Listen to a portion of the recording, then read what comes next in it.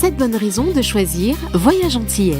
Voyage Antillais est une agence antillaise depuis plus de 50 ans. Voyage Antillais vous réserve un accueil chaleureux, une qualité de service, un accompagnement soigné, toujours avec le sourire. Voyage Antillais vous propose les meilleurs prix. Avec Voyage Antillais, vous bénéficiez de facilités de paiement. Votre deuxième bagage est offert. Voyage Antillais, c'est 2 agences en Île-de-France qui relient les Antilles à Paris. Voyage Antillais, nous là vous faisons voyager. Martinique Actualité. Inquiétude sur le financement public à Acajou, au Lamentin. Les travaux de mise en sécurité de la voie du TCSP après un glissement de terrain en 2023 ont débuté ce lundi. D'un coût d'un peu plus de 176 000 €, ces travaux comprennent le débroussaillage, la démolition partielle des murs endommagés, la stabilisation du talus et la remise en service de la voie et dureront jusqu'au 14 février. Cependant, une controverse a émergé concernant le financement. Daniel Marie-Sainte, vice-président de l'Assemblée de Martinique à la CTM, a annoncé que ces travaux seraient financés sur un mur privé appartenant au groupe Parfait. Cette décision soulève des inquiétudes sur l'utilisation de fonds publics pour un bien privé, surtout dans un contexte où la CTM réduit ses subventions dans d'autres secteurs. Si les travaux sont réalisés, le groupe Parfait devra rembourser la CTM. Lucien Salibert, quant à lui, président de l'Assemblée de Martinique, a présenté le budget primitif 2025 de la collectivité territoriale de Martinique, fixé à 1,457 milliard d'euros, en baisse. Il a évoqué une année de combat avec des efforts à tous les niveaux, notamment pour les associations qui verront leurs subventions ajustées. Le président a assuré que les aides sociales seront maintenues et que des économies seront faites, notamment par la vente d'actifs inutilisés et la réduction des déplacements. Les projets des satellites devront se tourner vers les fonds européens. Vichères, le collectif Guadeloupe Éthique et Démocratie a intensifié sa mobilisation contre ce combat en Guadeloupe après les révélations du journal Libération sur les profits suspects du groupe Bernard Ayotte, GBH. L'enquête d'Emmanuel Fansten met en lumière des marges nettes anormalement élevées dans le secteur automobile, jusqu'à 4 fois celles pratiquées en métropole. Ces profits seraient en partie liés à des frais artificiels, notamment les coûts d'importation et d'octroi de mer qui profiteraient à des entreprises liées au groupe. Le collectif, déjà préoccupé par l'inaction de l'État face à la situation économique, a adressé un courrier au préfet pour demander une rencontre afin de discuter des suites à donner à ces révélations et renforcer les contrôles sur les marges et les prix. Maître Marie Scopette, avocate au barreau de Bruxelles et lobbyiste auprès des institutions européennes impliquées dans le Conseil représentatif des Français d'Outre-mer, le CREFORM, s'engage activement dans la défense des intérêts des départements d'Outre-mer. Issue d'une famille d'origine guadeloupéenne et martiniquaise, elle se bat contre l'injustice historique héritée de l'esclavage, un combat qu'elle a intégré dès son enfance. Aujourd'hui, elle critique vivement l'impact de l'octroi de mer sur le coût de la vie en Martinique, un problème récurrent depuis des années. Selon elle, l'État et les élus n'ont pas de réelle volonté de résoudre ce problème. Elle plaide pour la suppression de l'octroi de mer, considérant qu'il s'agit d'une barrière au développement économique et à l'égalité des chances dans les départements d'outre-mer. On écoute Marie Scopette. Il n'y a pas de volonté de la part de l'État ni de la part des élus. On a une multitude de rapports qui nous démontrent que la vie chère est liée en premier lieu à l'octroi de mer, quoi qu'on en dise. Et vous avez vu dans les débats, les derniers débats qu'il y a eu en Martinique, j'entends des élus qui disent « Oh, mais l'octroi de mer, c'est rien, c'est très peu sur les produits. » Mais il y en a un qui dernièrement qui a pris la parole, qui dit « Oui, mais d'avoir un octroi de mer de 22%, non, de 25% sur le riz, et d'avoir un octroi de mer sur les produits de première nécessité au-delà de 25%, ça renchérit. » Et vous avez cette législation qui a été maintenue, et le seul moyen de la maintenir, c'était d'avoir la complicité des élus. Et on s'est dit que parce qu'à l'époque, il n'y avait pas d'élus à l'époque de l'esclavage, et pour que le système perdure, ils se sont dit, on va s'assurer qu'une partie de la recette d'octroi de mer irait aux élus. Donc ce seraient les premiers défenseurs du système colonial. Le colon n'a même plus besoin, et la mère patrie n'a même plus besoin d'être devant pour dire on a besoin de l'octroi de mer. Non, on a les élus qui sont là pour dire on veut garder un système qui va s'assurer que tout ce qui va rentrer sera taxé et tout ce qui sera produit sera taxé. Parce que les gens oublient que si vous êtes boulanger, vous allez importer la farine, le beurre, vous allez importer les matières premières, vous allez payer un octroi de mer externe. Et parce que l'octroi de mer, il va de 0 à 130%. J'entends dire que c'est très peu de choses. La plupart des produits alimentaires, l'octroi de mer est à 60%. Donc, vous allez importer vos produits, vous allez payer ça immédiatement avant de les avoir vendus. Donc, vous imaginez la trésorerie qu'il vous faut, vous payez l'octroi de mer. Et le boulanger, une fois qu'il a fabriqué son pain, la douane vient le voir et lui dit « mon gars, tu dois me donner 15% de ton chiffre d'affaires. » 15% du chiffre d'affaires, ça veut dire qu'on vous enlève tout le bénéfice. Et c'est la raison pour laquelle vous n'avez pas de développement économique, vous n'avez pas de production locale. Ça n'existe dans aucune économie au monde. Le président de la région Guadeloupe, Harry Chalus, a exprimé ce matin son soutien à l'article 74 de la Constitution pour accorder davantage d'autonomie à l'archipel. Il propose la création d'une assemblée territoriale et d'un conseil exécutif pour gérer les affaires locales.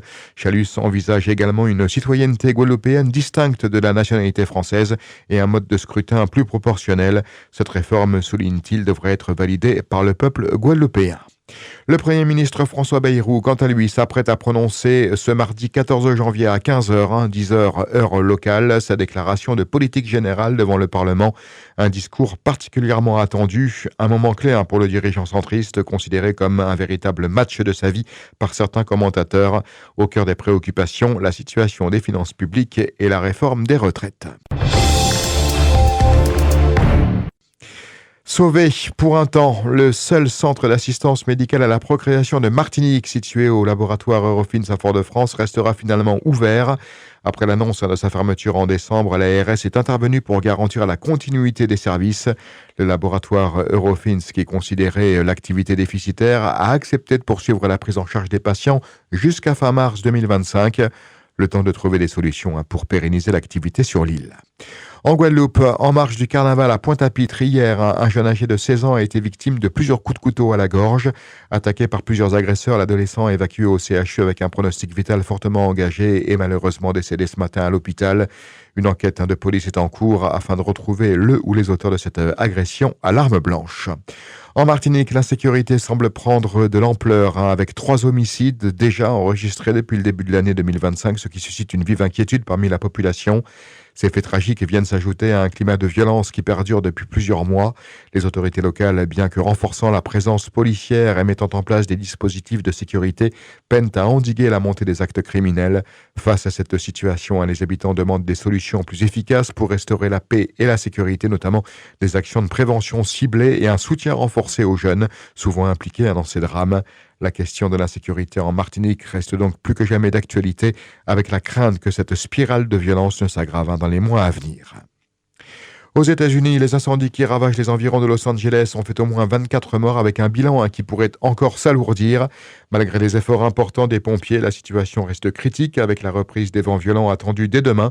Ces vents chauds et secs soufflant jusqu'à 110 km/h devraient aggraver la situation et rendre le travail des secours encore plus difficile.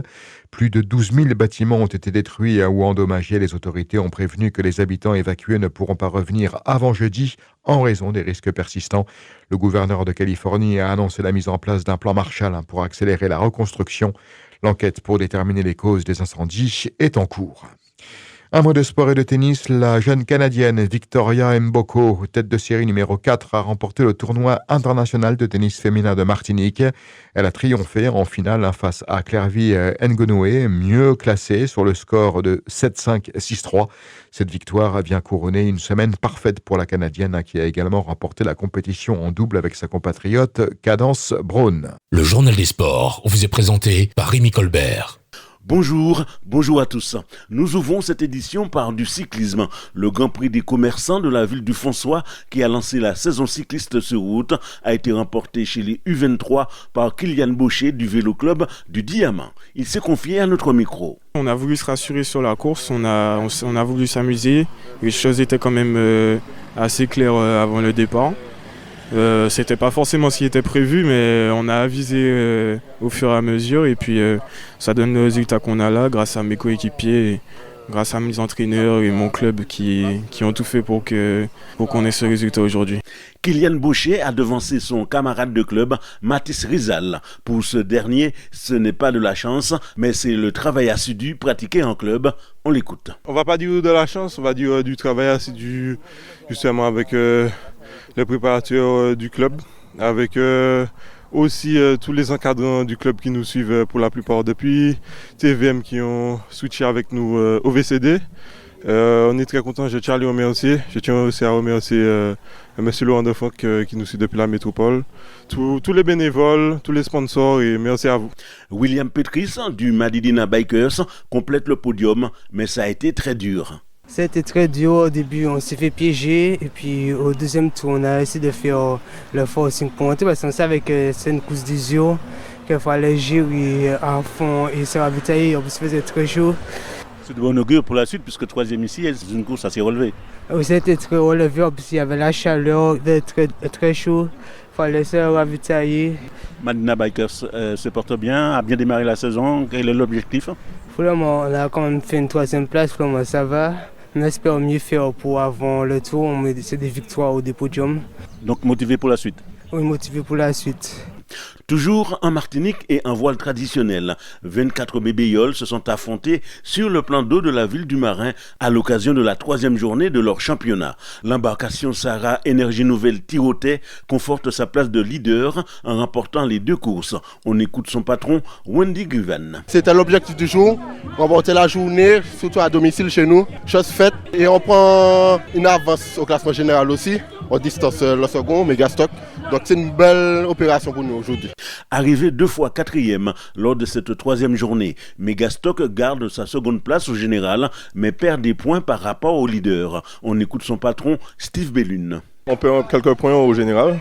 Bon, un petit temps capricieux. Nous connaissons déjà certaines petites faiblesses de notre embarcation. On n'a pas de souci à ce niveau, mais rien n'est joué. Le championnat est super long, donc au moins on n'a pas perdu trop de plumes, comme on dit. La bonne gestion, on va gérer pour les prochaines courses. Nous avons recueilli les vœux pour 2025 de la présidente de la Fédération des Yolondes, Isabelle Malboou. Beaucoup de bonnes choses, particulièrement de la santé pour tout le monde. Que sans cela, on ne peut pas fonctionner. Donc beaucoup de santé pour toute la flottille et la Martinique en général.